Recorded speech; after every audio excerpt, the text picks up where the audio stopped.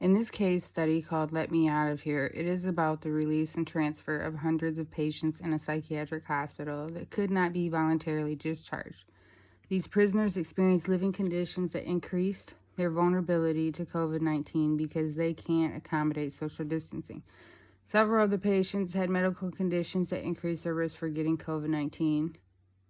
With a judge's ruling, because of their violent crimes, but due to their mental illness, were found not guilty, are non-voluntarily admitted to this place to protect others and themselves from harm. Prisoners also deal with these issues and the risks of COVID-19 infections because prisoners can't practice social distancing or get vaccinated. This dilemma has pushed for the thoughts of thinning the numbers of incarcerated, the potential harm these prisoners could cause to others versus the harm being imposed on the inmates from COVID-19 are in question.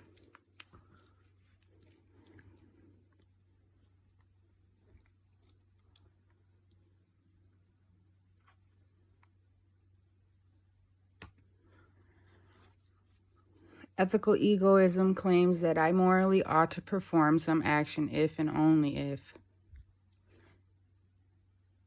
and because performing that action maximizes my self-interest. Egoism violates many widely shared moral beliefs. So if we think about how an ethical egoist would analyze this case, they would ask if the convicted were maximizing their self-interest in doing the crime they are committed of.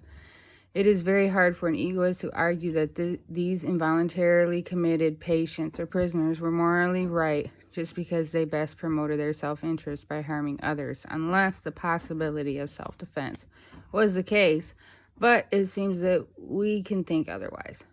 To be logical in this case study, we would have to consider the argument from paradigm cases, that if an ethical theory requires murder, raping, or stealing, then that theory cannot be true. Egoists can't accept the self-reliance argument because they believe in self-interest only and not taking the most effective path to making everyone better off. So the prevention of harm to others by keeping these convicted patients or prisoners would be irrelevant to an ethical egoist. The best argument for ethical egoism is if you are morally required to do something, then you have good reason to do it, which would make you better off. This theory requires highly immoral actions, forbids us from some actions that are clearly morally good, permits us to escape from important moral duties, can't allow for existence of moral rights, and makes my interests all important. An ethical egoist would fight for the freedom of these criminals or patients being forced to live in these conditions that increase their risk of COVID-19 because it's not in their self-interest to be held there. It is in the self-interest of others' well-being to keep them against their will due to the judge's sentencing decisions.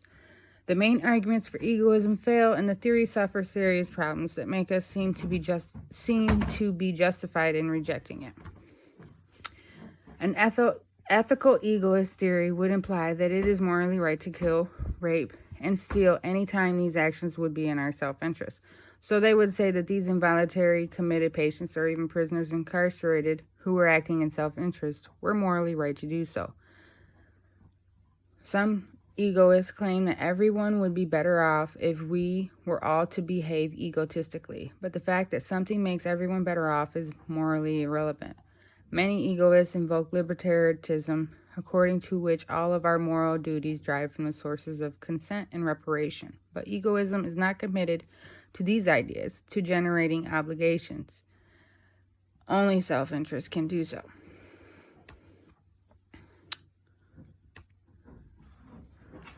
The act that yields the greatest balance of benefits over drawbacks is the optimistic action. Utilitarianism equals happiness over misery.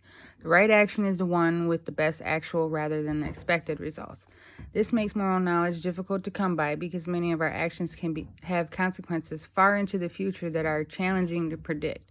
This means that if we fail with the best intentions, we end up falling short, then a utilitarian would say we've acted wrongly. Actions are right or wrong depending on their consequences, whereas intentions are good or bad good or bad based on whether they are reasonably expected to yield good results. A utilitarian would analyze this case by considering all people's interests as equally important, no matter who they are. They justify conventional moral wisdom in that it nicely explains why paradigm cases of morality, like what these patients or prisoners very well have been committed of doing, are wrong, and clear cases of moral behavior are good. A utilitarian would use to clarify the difficult moral issues we are faced with when deciding if the exposure to COVID-19 on these criminals is more acceptable than releasing them, with consideration of the crimes they've committed and the potential risk of harm that it could impose on others. In this case, a utilitarian would say we have to determine what would bring about the most good before making our decision. The theory does allow for more flexibility and explains why most moral rules, like lying, may sometimes permissibly be broken in unusual circumstances. A utilitarian would argue that any being that is capable of suffering deserves our moral consideration, which includes animals. So they would consider the living conditions of the patients and prisoners in a way because of the health risks they create from COVID-19. Trying to get them the vaccines would probably be a first priority of a utilitarian. They would definitely consider the defense of the crimes and possibly the length of their sentencing, and promote a better rehabilitation of the criminal or patient so that release of them would be more possible if it promotes the best possible good. They would permit the use of solitary confinement when it is better for the greater good of others, like other inmates or guards, which means they would also consider keeping them incarcerated for the happiness and well-being of the majority. The main flaw in utilitarianism is that it requires that we never choose to benefit our loved ones if we could create more happiness by choosing to benefit strangers instead. So if you could save 3 people, then you would have to choose them over saving your mother. So many people feel that a choice of choosing one's own family and friends is a good thing, making utilitarianism weak. An action is right or wrong depends solely on the consequences of the action. Another flaw is that it demands that we commit serious injuries whenever doing so is optimistic. So if I had to torture and kill someone that was innocent in order to save a nation, then it would be morally right to do so. Saying this for our case about patients in a psychiatric hospital or the incarcerated inmates are better off in there because it will save our society from such harm they inflict and the potential of it happening again. The principle for negotiating trade-offs in which we could either bring about more justice or more happiness, but not both. They deny that unjust acts can ever maximize happiness, so they insist that justice must sometimes be sacrificed for the general good. To avoid injustice by embracing rule consequentialism means to the view that an act is morally right just because it is required by an optimistic social rule, which sometimes requiring actions that will surely create worse results than other available actions. I think a utilitarian like Mill would argue that maybe we need to expect more of ourselves. The greatest happiness principle. Actions are right in proportion as they tend to promote happiness, wrong as they tend to produce the reverse of happiness. This means that the happiness of all concerned relies on what we already know. We can't always take the time to accurately predict the outcomes of our actions and excluding what those outcomes may impact on ourselves. The consequentialist decision procedure requires us to identify what is intrinsically good and bad, determining all your options, including those for each of those options. We determine the value of their results, which will then allow for you to perform the action that yields the greatest net balance of good. We are suggested to do what we would advise others to do. So if we tell someone else what they should do, then we should be able to consider for ourselves that advice also. The principle of utility says we should act always so as to produce the greatest good for the greatest number.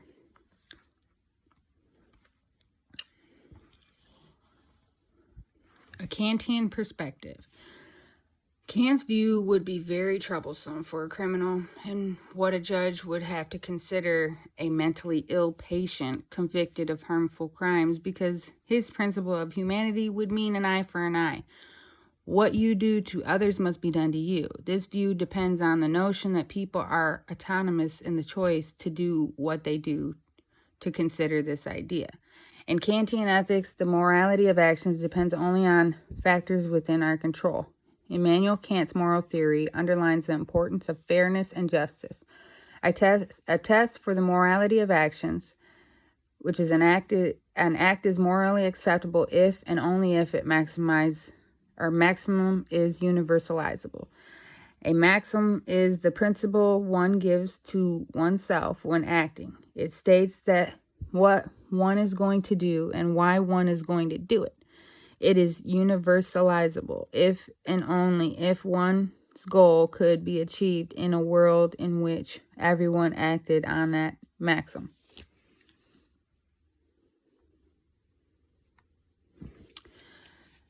Deontology is a kind of normative theory that focuses on which choices are morally required, forbidden, or permitted, whether that action itself is right or wrong under a series of rules, rather than based on the consequences of the action, is what the morality of an action is based on.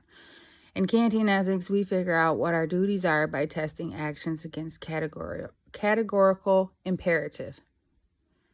In this theory, we make a different determination of what is intrinsically good, the will to do the right action simply because it is right, which is goodwill. Goodwill is the only thing valuable without limitation in all circumstances, and only actions done from duty have moral worth, not in order to serve one's desires. Goodwill is good not through what it brings or accomplishes, but through its willing good in itself. The rightness of an action depends on a test that does not factor in our individualized desires or inclinations. With the categorical imperative, the universal law formulation, which is act only in accordance with that maximum through which you can, at the same time with that it become a universal law, and the humanity formulation, so act that you use humanity, whether in your own person or in the person of any other, always at the same time as an end, never merely as a means, can help to test the rightness of our actions. Kant said that punishment should be proportional to that of the prisoner's inner wickedness. So I believe he would have to look at the crimes of which they were accused and wonder if subjecting them to these living conditions as part of their punishment is permitted.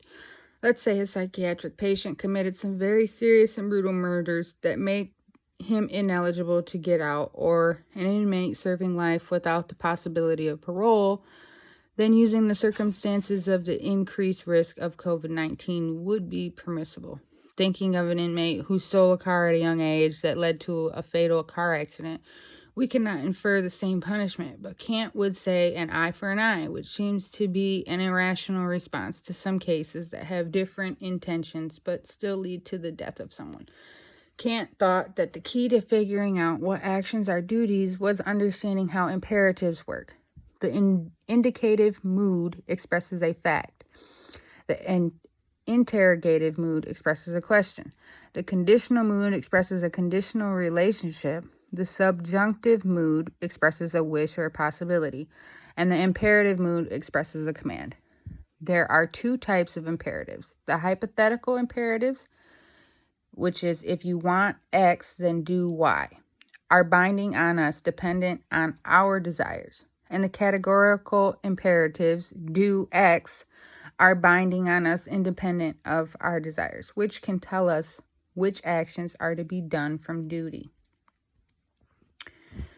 Duties can be conflicting with self-interest. The argument for morality and rationality, Kant thought that acting on a maximum is a simple rule or command we give ourselves before acting, but that if it couldn't be universalized, then it was self-contradictory, doing something that we thought others shouldn't do, which makes those actions inconsistent and irrational, making them immoral.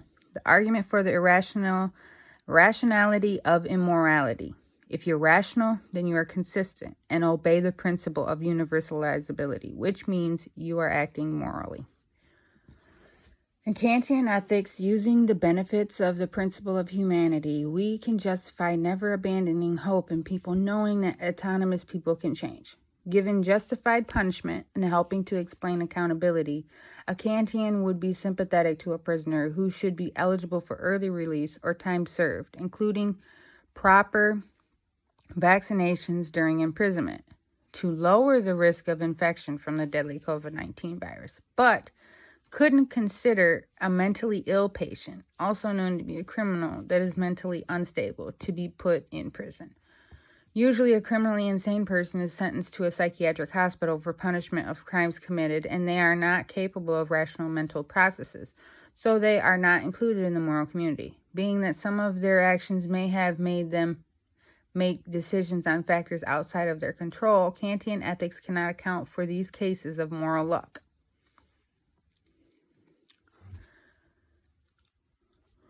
Review of standard of right action. Natural law theory. Actions are right just because they are natural and wrong just because they are unnatural.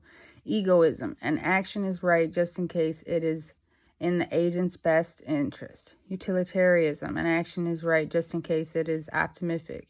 That is, it produces the greatest balance of good to bad consequences for all concerned. Kantianism, an action is right just in case it is rational and is done from duty. Psychological egoism. We do act in our own self-interest. Ethical egoism. We should act in our own self-interest.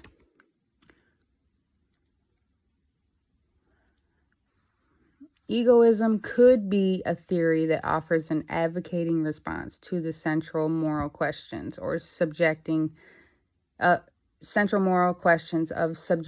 psychiatric hospital patients or prisoners to the negatively impacting living conditions, putting them at higher risk of getting infected by COVID-19. Ethical egoism would consider the interest of a single person over everyone else. So the crimes or reasons for hospitalization would be irrelevant in the argument for their release because of the harm inflicted on them by being exposed to conditions that heighten the harm they have to endure. It is the interest of a person to get vaccinated and practice social distancing in order to lower the risk of exposure to the coronavirus. So an ethical egoist would say they have the right to be released from the hospital or prison. Utilitarianism does not support this idea. Instead, the importance of the greater good matters to the greatest number of persons. They would not consider a decision based on any expected results, like the living conditions could lead to COVID-19 infections in patients. Actual results could lead to a utilitarian having sympathy for such criminals, but would have to yield good results.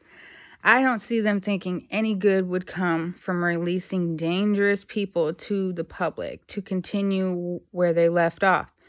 More information would be needed for a utilitarian to make a morally right decision in this case study. The Kantian perspective would definitely question this idea of the release of patients or prisoners in two different ways. If we consider how they are being treated by being exposed to negatively impacting living conditions that increase their contractability of the deadly COVID-19 virus, a Kantian would ask, how would you like it if I did that to you? Asking this question from this angle, a Kantian would advocate for the release of this person. If a Kantian were to look at it from the opposite side, considering the harm they did to an innocent person, the principle of humanity would insist they get what they give. That saying, an eye for an eye, would be morally right because what you do to others must be done to you, which is universalizability. There are problems that arise in using this theory on those mentally unstable because their thoughts and actions may not be autonomous. I think none of these theories are logical in using toward making rational decisions about potentially harmful patients and prisoners to be released freely due to the confinement conditions that they truthfully deserve according to their crimes. I will say that they do get unfair treatment, and when they are not able to access proper medical care and medication, but this injustice has to be evaluated in a way that we remember the crimes they've committed, and if the rehabilitation has served its purpose. Releasing potentially harmful people without due process because of COVID-19 is irrational. But getting them vaccinated and promoting a healthier diet to build immune systems could be a better idea.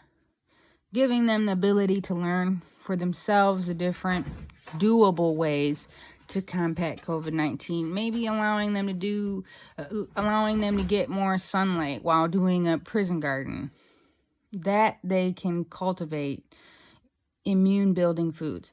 I know people in prison who have got COVID-19 multiple times because of the living conditions. When there is an outbreak, they put the prison on lockdown, which inflicts punishment on the majority because it is 23-hour lockdown. In such places, the well-being of a person really doesn't matter because in reality, a psychiatric hospital just keeps you doped up and you're a guinea pig. And a prison houses all the bad people to kill each other off while treating you less than human. You're just a number to them. I think our justice system is flawed and has been for several years in so many ways, making this case study hard to analyze with these ethical theories and lack of key information needed to properly argue either side of the story.